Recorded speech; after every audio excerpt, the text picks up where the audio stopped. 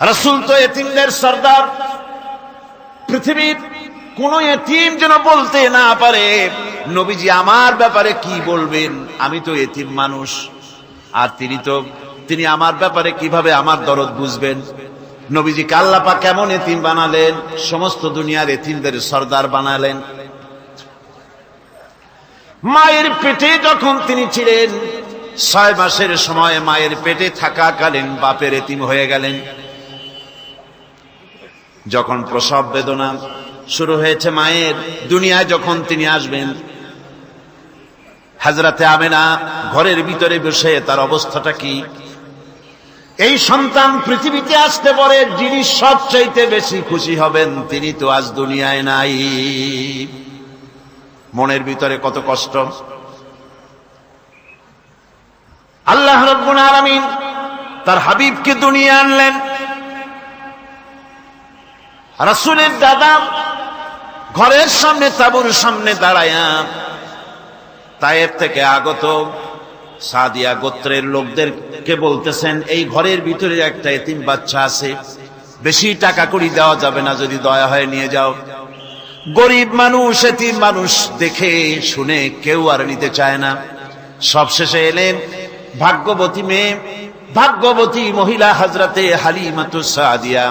তিনি এসেছেন, কোন ছেলে পেলে পায় নাই, সকলের শেষে তিনি এসেছেন। আব্দুল মুত্তালিব বলছেন, এই ঘরের মধ্যে একটা এতিম বাচ্চা আছে, দয়া হলে নিয়ে যেতে পারো।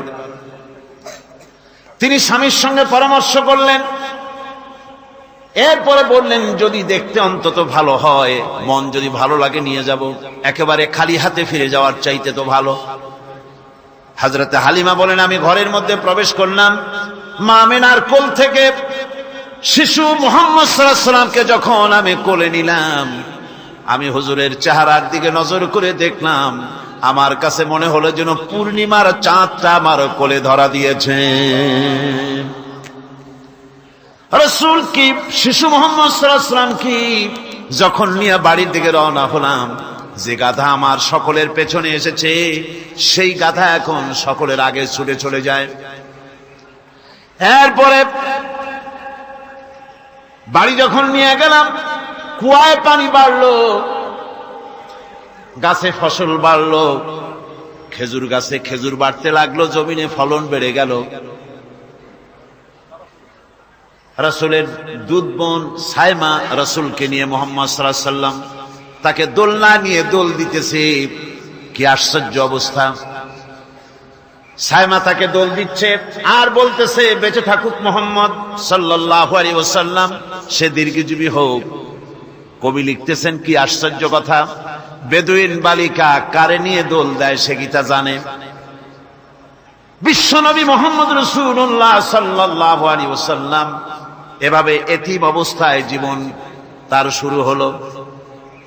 যখন তিনি ফিরে এলেন 6 বছর বয়সের সময়, যখন মায়ের কাছে তিনি ফিরে এসেছেন, প্রতিদিন তিনি খেলা দেখতে যান ময়দানে।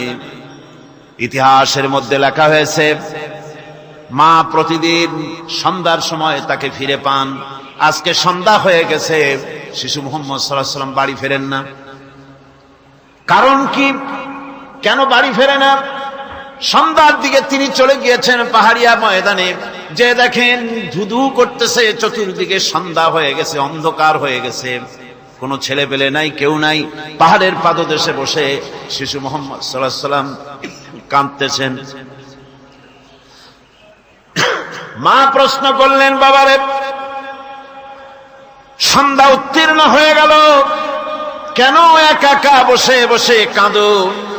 তিনি বলছেন, মাজি, আজ কদিন খেলা দেখতে আসলাম ময়দানে, প্রতিদিন দেখি যখন সন্ধ্যা হয়ে যায় মুরব্বী শ্রেণীর কিছু লোক আসে, ছেলেকে নাম ধরে ডাক দেয়, ছেলেরা দৌড়ে তার বাবার কাছে চলে যায়, আর বাবা ছেলেকে কোলে নিয়ে মুখে চুমা দিয়ে বাড়ির দিকে নিয়ে যায়। আমি আজ কদিন পর্যন্ত এই ময়দানে এলাম, কোনদিন সন্ধ্যা বেলায় তো কেউ এসে আমাকে মুহাম্মদ বলে একটা ডাক দিল না। আমার আব্বা কি নাই? আল্লাহ রাব্বুল আলামিন বলেন, আলাম ইয়াজিদকা ইয়াতীমান ফাআওয়া, এরকম এতিম অবস্থায় পেয়ে আমি কি আপনাকে আশ্রয় দেই নাই? আপনাকে আমি পেয়েছি এতিম অবস্থায়, এরপরে আমি আপনারে আশ্রয় দিলাম। ওয়া ওয়াজাদাকা দাল্লান ফাহাদা, এরপরে আমি আপনাকে পথ হারা পেলাম, আমি আপনাকে পথের দিশা দিয়া দিলাম। ওয়া ওয়াজাদাকা আইলান ফাআগনা, এরপরে আমি আপনাকে দরিদ্র অবস্থায় পেয়েছি, তারপরে আমি আপনার দারিদ্র মুক্ত করেছি আপনাকে। সুতরাং ফাআম্মাল ইয়াতীমা ফালা তাকহার ওয়া আম্মাস সাইলা ফালা তানহার ওয়া আম্মা বিনি'মাতি রাব্বিকা ফাহাদ্দিস। সুতরাং নবী, এতিমের প্রতি নির্মম ব্যবহার করো না, এতিমের প্রতি ভালো ব্যবহার করো, নির্মমতা দেখাইও না। আর ভিক্ষুককে ধমক দিও না, রূঢ়তা দেখিও না, আর আল্লাহর নিয়ামতের প্রশংসা করো। বহুত মানুষ আছে এতিমরে গলায় ধাক্কা দেয়। মানুষ যখন ভিক্ষা নিতে আসে, গরিব মানুষ ভিক্ষা চাইতে আসছে, ওই মেয়ে আত্মা হইতে জানো, দোয়া কুনুত জানো, বাড়ি যেয়ে কাজ করবা, এই সব আজে বাজে কথা বলিয়া ভিক্ষা দেয় না। সাইলকে ধমক দিতে রাসূল করিম সাল্লাল্লাহু আলাইহি ওয়াসাল্লাম নিষেধ করেছেন, সাইলকে ধমক দিও না। গাড়িতে বসে যাচ্ছেন সাহেব, ট্রাফিক মোড়ে যখন সিগন্যাল জ্বলল, গাড়িগুলি দাঁড়ায় গেল, ফকির এসেছে, হাত নাই পাও নাই, বুড়া মানুষ, একটা পয়সা বার করে না। আবার এই মানুষটি ওই ফকিরকে ধমক দিয়া বার করে দিল। এরপরে এই লোকটি যখন কোন মাজারের কাছে পৌঁছে গেল, 500 টাকার কড়কড়ে নোটটা ফেলে দিল। বলেন টাকা দরকার কার? মরা মানুষের না জিন্দা মানুষের? কার দরকার? যার টাকা দরকার ছিল তারে দেওয়া হলো না, যার দরকার নাই তারে দেওয়া হলো। এরপরে লোকটা না খেয়ে যখন মারা গেল, পথের ফকির, রাস্তার ফকির, না খেয়ে মারা গেছে। এরপরে তার কাফনের কাপড় নাই, লোকটাকে রাস্তার উপরে শোয়া একটা ছেঁড়া কাপড় দিয়ে ঢেকে রেখেছে। বড় লোকেরা, সাহেবরা তখন গাড়ি দাঁড় করে আর 5টা টাকা 2টা টাকা করে তার লাশের উপরে মারতেছে।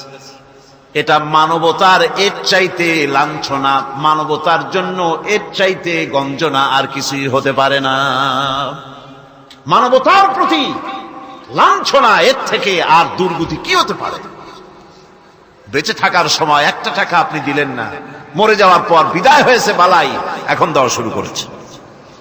আমার বন্ধুগণ, এই জন্য এতিমের প্রতি দরদ করার জন্য আল্লাহ পাক কোরআনের ভিতরে পরিষ্কার বলেছেন। রাসূল করিম সাল্লাল্লাহু আলাইহি ওয়াসাল্লাম নিজে এতিম ছিলেন, আর এতিমের প্রতি তার এত দরদ ছিল, একবার তিনি ঈদের দিকে নামাজ পড়ার জন্য যাচ্ছেন। প্রতিমধ্যে দেখেন একটা বাচ্চা ছেলে কাঁদতেছে।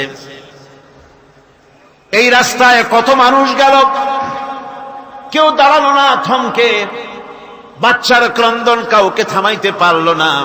কিন্তু বিশ্ব নবী, দয়ার নবী রাহমাতুল লিল আলামিন বাচ্চার কান্না দেখে পাও বাড়াতে পারলেন না। নবীজি দাঁড়ায় গেলেন, জিজ্ঞেস করেন, ও বাচ্চা, ঈদের দিনে কাঁদো কেন? ঈদের দিনে তো কাঁদতে নাই। বাচ্চা বলে, তোমার কাছে বলবো না, আমি সেই সকালবেলা থেকে বসে আছি, আমি যদি মক্কার আব্দুল্লাহর পুত্র মুহাম্মদ রাসূলুল্লাহ সাল্লাল্লাহু আলাইহি সাল্লামকে পাই, মনের দুঃখ তার কাছে বলবো। বিশ্ব নবী জমিনের উপরে বসে পড়লেন, বাচ্চারে কোলের উপরে উঠায় বলেন, বাচ্চা বলো কি তোমার দুঃখ? তুমি যার জন্য বসেছো আমি তো সেই এতিম নবী, কি বলতে চাও? বাচ্চা বলতেছেন, ইয়া রাসূলুল্লাহ, আমার বাবা মারা গেছে, সেই ছোট্টবেলায় একেবারেই তখন মায়ের পেট থেকে আমি আসার পর বাপ মরে গেল, আমার মা আর একজনের সঙ্গে বিয়ে বসেছে, সেই পুরুষটি আমারে দেখতে পারে না, আমার মা যদি আমারে কোলে করে এসে সহ্য করতে পারে না, আমারে চুমা খাইলে সহ্য করতে পারে না, আমারে খাবার দিলে মা মার খায়, আজ ঈদের দিনে রাতে আমার মা আমাকে বলল, বাবারে তোমার কপাল খারাপ, তোমার বাবা মারা গেছে, তোমাকে সাহায্য করার কেউ নাই, আমি তোমার যত্ন করতে পারলাম না, কোলে নিয়ে সুমাও দিতে পারি না, আমার এমনই কপাল খারাপ। সুতরাং এতিমের দরদ এতিম ছাড়ার কেউ বুঝবে না। তুমি আজ চলে যাও, ওই রাস্তায়, ঈদের রাস্তায় দাঁড়ায় থাকো, মাঠের রাস্তার পাশে, বিশ্ব নবীর কাছে তোমার দুঃখ বলো, এতিমের দুঃখ তিনি বুঝবেন। আমি মায়ের কথা মতো এই জায়গায় এতক্ষণ বসে আছি, হুজুর আপনি দয়া করে, আমার কথা তো আপনার কাছে বললাম, আমার মনের এই দুঃখ। নবীজি বাচ্চার কথা শুনতেছিলেন, চোখ দিয়া পানি পড়তেছিল, বাচ্চাকে বুকের সঙ্গে জড়িয়ে ধরে নবীজি বলেন, ও এতিম, মুহাম্মদ সাল্লাল্লাহু আলাইহি ওয়াসাল্লাম যদি তোমার পিতা হন আর হযরতে আয়েশা যদি তোমার মা হয়ে যায়, বলো তোমার মনের দুঃখ মেটে নাকি? ছেলে ডুকরে কেঁদে উঠলো আর বলল, ইয়া রাসূলুল্লাহ, হে আপনি যদি আমার পিতা হন আর আয়েশা যদি আমার মা হয়ে যায়, এর থেকে বড় সৌভাগ্যের আমার তো আর কিছুই নাই। নবীজি এতিমকে বাড়ি নিয়ে গিয়ে হযরতে আয়েশার হাতে তুলে দিয়ে বললেন, আয়েশা রে, পবিত্র ঈদের দিনে আল্লাহ রাব্বুল আলামিন তোমার জন্য একটা উপহার পাঠিয়েছেন, এটা যত্ন করো। এতিমের প্রতি দরদ রাখার জন্য আল্লাহ রাব্বুল আলামিন বলেছেন, এতিম, মিসকিন, বিধবা, অসহায় লোক, তাদের প্রতি যাতে করে মুসলিম সমাজ লক্ষ্য রাখে, সেজন্য আল্লাহ পাক নির্দেশ করেছেন। বুখারী এবং মুসলিম শরীফের হাদিসে এসেছে, আস-সাই আলাল আরমালাত ওয়াল মিসকিন কাস-সাই ফি সাবিলিল্লাহ। বিধবাদের জন্য, মিসকিনের জন্য কেউ যদি কোনো উদ্যোগ গ্রহণ করে, কেউ কোনো সাহায্য দেয়, জিহাদের ময়দানে জিহাদ করে আল্লাহর রাস্তায় যে সওয়াব পাওয়া যায়, যে মর্যাদা পাওয়া যায় আল্লাহর কাছে, এতিম, মিসকিন, বিধবাকে সাহায্য করলে সেই সওয়াব আল্লাহ রাব্বুল আলামিন আমলনামায় দিয়ে দেন। আমাদের প্রিয় নবী এতিম মিসকিনদের খুবই ভালোবাসতেন তার নিজের চাকর হযরত যায়েদ ও আনাস রাদিয়াল্লাহু তাআলা আনহুকে। সে সম্পর্কে এখন আলোচনা করা হচ্ছে। তার চরিত্রই প্রমাণ করে, নবীদেরকে বাইয়ানাত দেওয়া হয়েছে, এমন চরিত্র আচার আচরণ দেওয়া হয়েছে যাতে করে লোকেরা অভিভূত হয়ে যায়, আকৃষ্ট হয়ে যায়। হযরতে যায়েদ, তিনি তো কৃতদাস ছিলেন, হারায় গেলেন বাপ মা থেকে, আর এরপরে কুদরত তারে মুহাম্মদ সাল্লাল্লাহু আলাইহি ওয়াসাল্লামের ঘরে উঠায় দিল। তিনি তখনও আল্লাহর নবী, তখনও নবুয়তের দায়িত্ব পান নাই। যায়েদের পিতার কাছে খবর হয়ে গেল, যায়েদ আছে রাসূলের বাড়িতে, মুহাম্মদ সাল্লাল্লাহু আলাইহি ওয়াসাল্লামের বাড়ি মক্কায়। তারা এসে হুজুরের সঙ্গে দেখা করে বললেন, মুহাম্মদ সাল্লাল্লাহু আলাইহি ওয়াসাল্লাম, জানতে পেরেছি আপনার কাছেই আমাদের ছেলে যায়েদ আছে, মেহেরবানি করে তাকে আমাদেরকে ফিরায় দেন। হুজুর বলেন, যায়েদ যদি তোমাদেরকে চিনতে পারে আর যদি যেতে চায়, আমার পক্ষ থেকে কোনো আপত্তি নাই, অবশ্যই যাবে। তবে যায়েদ যদি যেতে না চায়, আমি এমন লোক নই যে কেউ আমার কাছে থাকতে চাইলে আমি জোর করে তাকে ঠেলেও দিতে পারি না, আমি তেমন লোক নই। পিতা বললেন, আপনি অবশ্যই যুক্তিপূর্ণ কথা বলেছেন। হযরতে যায়েদ কানা হলো। হুজুর বললেন, তুমি কি চেনো এদের? কি? যায়েদ বললেন, চিনি, ইনি আমার বাবা, উনি আমার চাচা। যায়েদের পিতা বলেন, বাবারে বাড়ি চলো, তোমার মা কেঁদে কেঁদে হয়রান, চলো বাড়ি যাই, বাড়ির যা কিছু আছে সব তোমাকে ফিরিয়ে দেওয়া হবে। হযরতে যায়েদ বলতেছেন, পিতা বাড়িতে যা আছে তাই শুদ্ধ, তামাম দুনিয়াটা যদি আমারে দেওয়া হয়, এই লোকটির কাছে থেকে যে ব্যবহার পেয়েছি, আমি এই লোকের কদম ছেড়ে যেতে পারি না।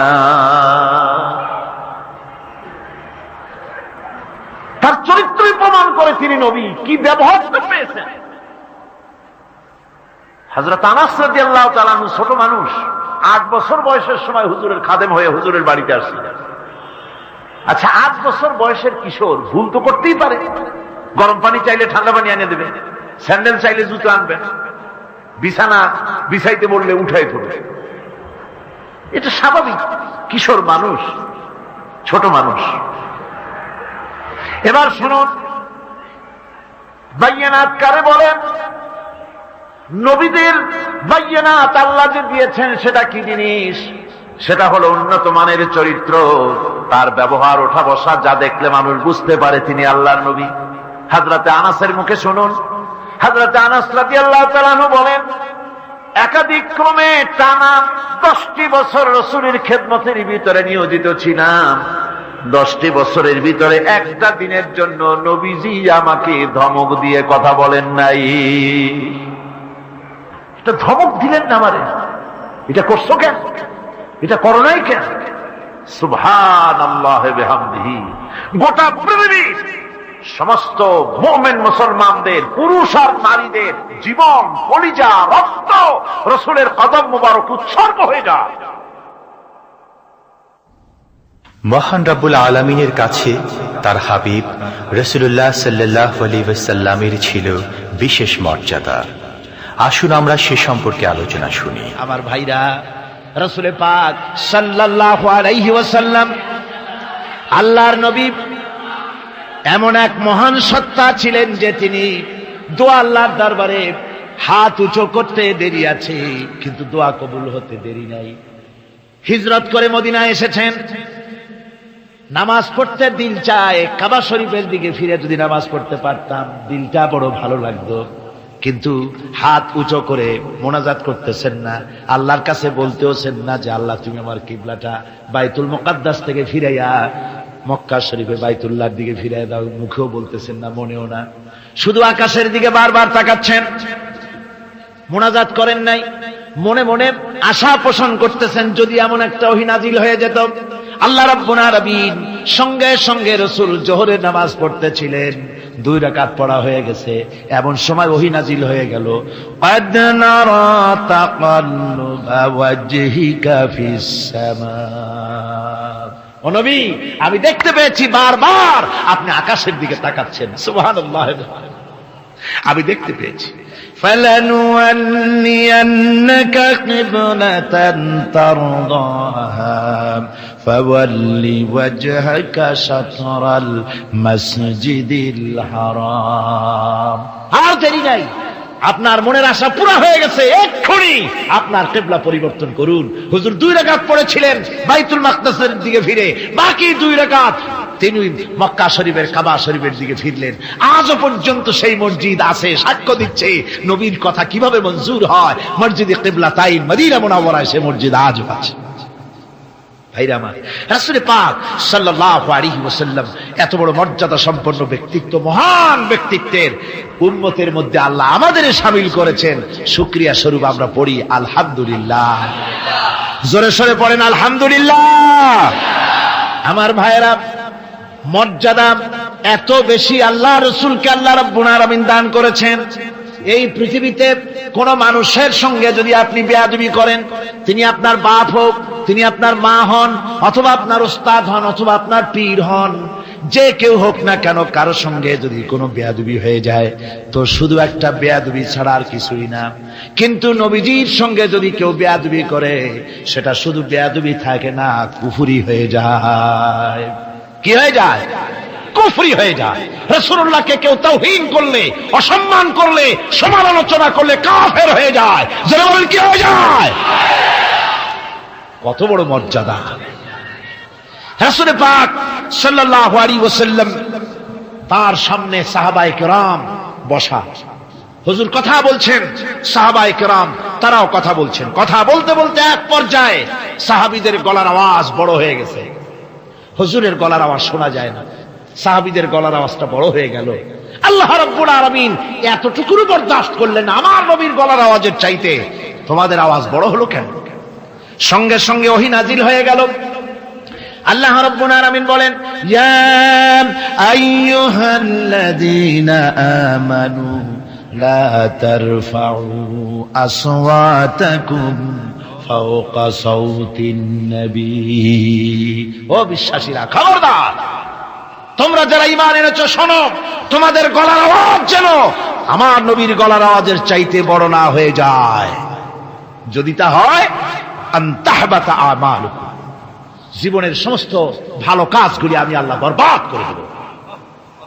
আজও পর্যন্ত এই আয়াতে কারিমা রাসূল পাক সাল্লাল্লাহু আলাইহি ওয়াসাল্লামের রওজায়ে আতহারের সামনে সবুজ সাইনবোর্ডের উপরে সোনার অক্ষর দিয়ে এই আয়াতে কারিমা লেখা রয়েছে। সুবহানাল্লাহ।